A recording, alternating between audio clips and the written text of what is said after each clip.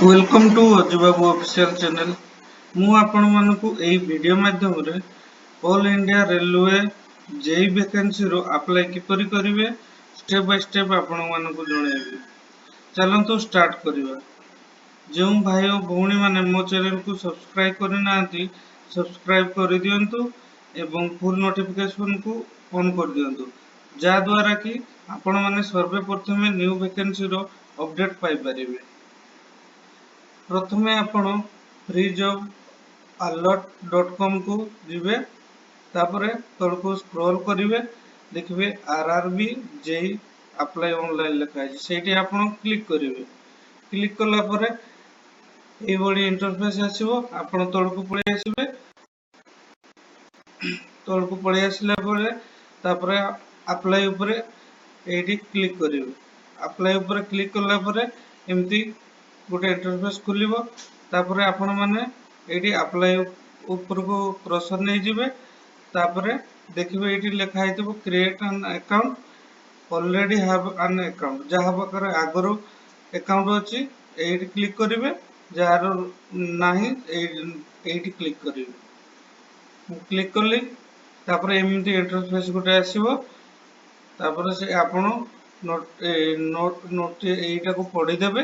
तापरे एठी ओके करिवे। ओके कला परे एमिति देखा जिवो फर्स्ट हमरो आसीबो कंट्री आपण इंडिया के नेपाल के भूटान जो थरे आपण हम इंडिया पई आछि माने ऑल इंडिया रो माने हम आपण इंडिया ही सिलेक्ट करिवे। तापर आपण को फुल नेम दे देबे पुनी आथरे एठी रीटाइप फुल नेम दे देबे। आपण ना चेंज करबा को चाहउछंती कि यस जदि चाहउछंती ताले यस जदि नो नो। तापर एठी आपण को डेट ऑफ बर्थ दे देबे तापर पुनी आथरे एठी डेट ऑफ बर्थ दे देबे। एठी आपण को जेंडर मेल के फीमेल के ट्रांसजेंडर देबे मेल थिले मेल फीमेल थिले फीमेल मु मेल दे दोची पुनी एठी मेल देबा को पडियो। सबु जहाँ भी फिलअप करे डबल डबल मागुची से आपण डबल डबल एठी आपनकर बापांकर ना पुनी दे देबे आपनकर बापांकर ना आपनकर मांकर ना पुनी आपनकर मांकर ना तापर एठी आपनकर आधार कार्ड नंबर आपनकर आधार कार्ड नंबर दे देबे। आधार कार्ड ने दे देला पर को आपन को एठी वेरीफाई पे मागिबो वेरीफाई कर देबे। तापर ईमेल एड्रेस को ओटीपी जीवो एठी आपन माने ओटीपी दे देबे। तापर मोबाइल नंबर देबे मोबाइल नंबर को तापर गेट ओटीपी मारिबे एठी तापर ओटीपी एठी आपन देके सबमिट करिवे। तापर आपन गोटे पासवर्ड क्रिएट करिवे। पासवर्ड केमति क्रिएट करिवे ना फर्स्ट कैपिटल लेटर रहइबो तापर स्मॉल लेटर रहइबो स्पेशल कैरेक्टर रहइबो पुनी नंबर भी रहइबो। स्पेशल कैरेक्टर कोन @ परसेंटेज चिन्ह होला स्टार होला हाच होला ए बलिया स्पेशल कैरेक्टर रहइबो। तापर करि सरला परे आपन पासवर्ड देबे पुनी कन्फर्म पासवर्ड देबे तापर आपन माने कैप्चा टी फिलअप करिवे एठी तापर preview and create an account एठी क्लिक करिवे। तापर एमिति गोटे इंटरफेस पेज खोली जिवो आपण एठी मोबाइल नंबर किंबा ईमेल एड्रेस दे देबे तापर एठी आपण जो पासवर्ड देथिबे से पासवर्ड दे देबे तापर कैप्चा एठी फिलअप करिवे तापर लॉगिन मारिवे। लॉगिन ऊपर क्लिक कर सरला परे एमिति गोटे पेज खोलियो आपण डायरेक्ट तळको पळे आसीबे ऑनलाइन एप्लीकेशन ऊपर एठी क्लिक करिवे। क्लिक कला परे एमिति पेज गोटे खोलिबो एठी लिखा है देखंतु स्टार्टिंग डेट 30/7/2024 क्लोजिंग डेट 29/8/2024 माने ए मास अगस्त मास 29 तारिख दिन आपण सरिबो। तापर लिखा है आपण को आपण भुवनेश्वर पई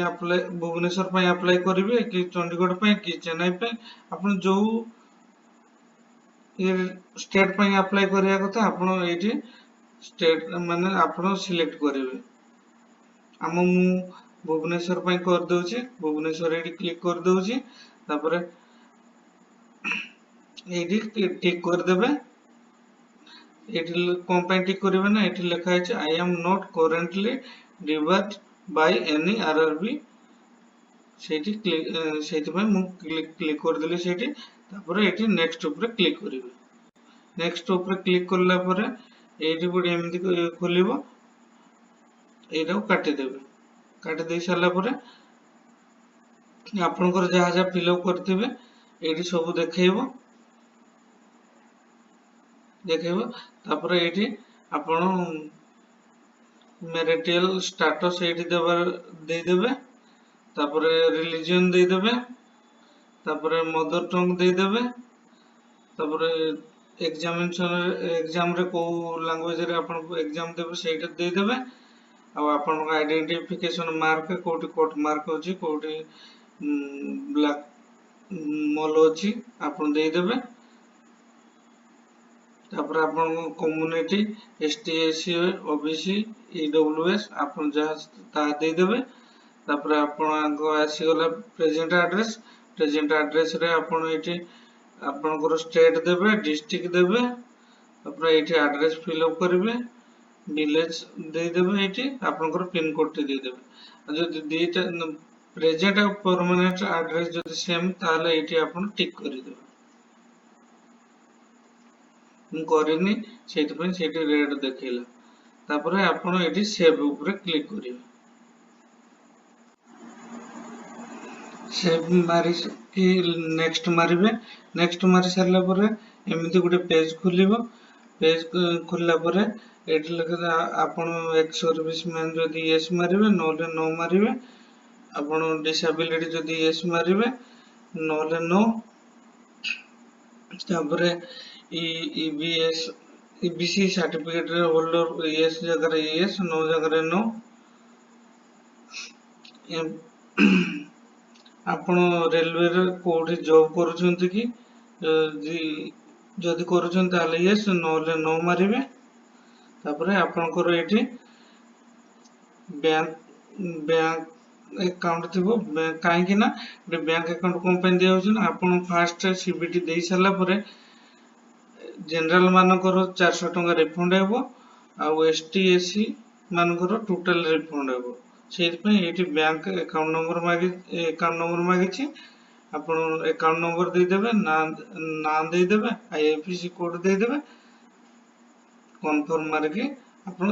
ସେଭ୍ ଆଣ୍ଡ ନେକ୍ସଟ ମାରିବେ ଆପଣ ଆଡ ମାରି ସାରିଲା ପରେ ଏଇଠି ଦେଖିବେ 3 year diploma bachelor of science degree engineering ମୁଁ ଫାଷ୍ଟ ମୋର ଡିପ୍ଲୋମା 3 ବର୍ଷ ଦେଉଛି ଡିସିପ୍ଲିନ ଆପଣ କୋଉ ଷ୍ଟ୍ରିମ୍ ନେଇକି ପାଠ ପଢିଥିଲେ ମୁଁ ମୋର ସିଭିଲ ଦେଲି ତାପରେ ସବ ଷ୍ଟ୍ରିମ୍ ଇଏ ଦରକାର ନାହିଁ ଆପଣ କୋଉ ଷ୍ଟେଟରେ ପାଠ ପଢିଛନ୍ତି ଇଞ୍ଜିନିୟରିଂ କମ୍ପ୍ଲିଟ କରିଛନ୍ତି ଡିପ୍ଲୋମା ସେଇଠି ଦେଇଦେବେ ତାପରେ ଡିଷ୍ଟ୍ରିକ୍ଟ ଦେଇଦେବେ ତାପରେ ଇନଷ୍ଟିଚ୍ୟୁଟ ନେମ୍ ଦେଇଦେବେ ପାସିଂ ଇୟର ଦେଇଦେବେ ଡେଟ୍ ଆଣ୍ଡ ଇୟର ତାପରେ ଆଡ କରିବେ ପୁଣି ଆଡ କଲା ପରକୁ ଆପଣଙ୍କ ଡିଗ୍ରୀ ମାଗିବେ ଡିଗ୍ରୀଟା ବି ଡିଗ୍ରୀ କରିଥିଲେ ଡିଗ୍ରୀ ଆଡ କରିଦେବେ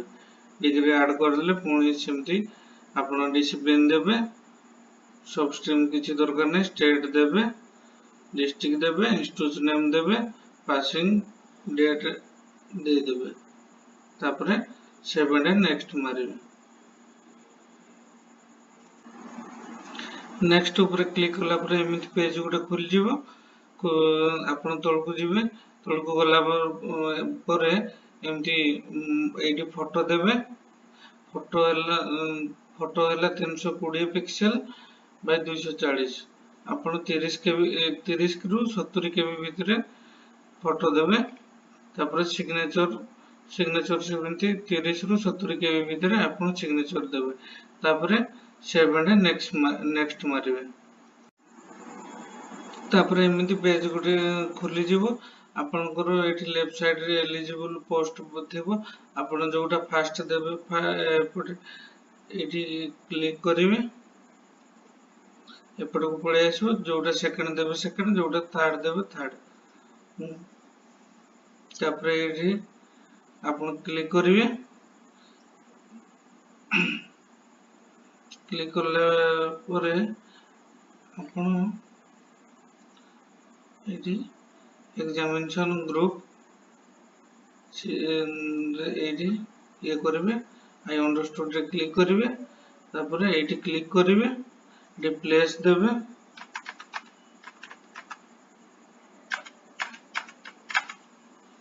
ପ୍ଲେସ୍ ଦେଲା ପରେ ଆପଣ ପ୍ରିଭ୍ୟू ମାରିବେ, ପ୍ରିଭ୍ୟू ଉପରେ କ୍ଲିକ୍ କରିବେ, ପ୍ରିଭ୍ୟू ମାରିଲେ ତାପରେ ପ୍ରିଭ୍ୟू ମାରି ସାରିଲା ପରେ ଲାଷ୍ଟ ରେ ଏଠି I have recheck above the details ଫାଉଣ୍ଡ correct, ଆପଣ ଏଠି ଟିକ୍ କରିବେ, ତାପରେ ସବମିଟ୍ କରିବେ, ପୁଣି ଏମିତି ଦେଖେଇବ, ଆପଣ ସବମିଟ୍ କରିବେ। ତାପରେ ଏମିତି ପେଜ ଗୋଟେ ଖୋଲିଯିବ ପେମେଣ୍ଟ ପାଇଁ। ଆପଣ ଡାଇରେକ୍ଟ ଏଇଠି ପେ ୱିଥ୍ SBI ପେ ଉପରେ କ୍ଲିକ୍ କରିବେ, କ୍ଲିକ୍ କଲା ପରେ ଏଇଠି ଟିକ୍ କରିବେ ଏଣ୍ଡ ପ୍ରୋସିଡ୍। ତାପରେ ଏମିତି ଗୋଟେ ପେଜ ଖୋଲିବ, ପେଜ ଖୋଲିଲା ପରେ ଆପଣ debit card, internet banking, UPI ରେ ମଧ୍ୟ ଦେଇପାରିବେ। UPI ରେ କ୍ଲିକ୍ ଏଣ୍ଟର UPI ID ବି ଆପଣଙ୍କର ଦେଇପାରିବେ, ନହେଲେ QR କୋଡ୍ ରେ ମଧ୍ୟ ଆପଣ ପେ କରିପାରିବେ। ଏଠି ପେ ନାଉ ରେ QR କୋଡ୍ ଏଠି ଏମିତି ଆସିବ, QR କୋଡ୍ ଆପଣ QR କୋଡ୍ ସ୍କାନ୍ କରିକି ଫୋନ ପେ କିମ୍ବା ଗୁଗଲ ପେ ରେ ଆପଣ ପେ କରିପାରିବେ। ଭିଡ଼ିଓଟି କେମିତି ଲାଗିଲା ଆପଣମାନଙ୍କୁ ନିହାତି କମେଣ୍ଟ କରିକି ଜଣାଇବେ, ଆଉ ସବସ୍କ୍ରାଇବ କରିବାକୁ ଭୁଲିବେ ନାହିଁ। ନମସ୍କାର, ଜୟ ଜଗନ୍ନାଥ।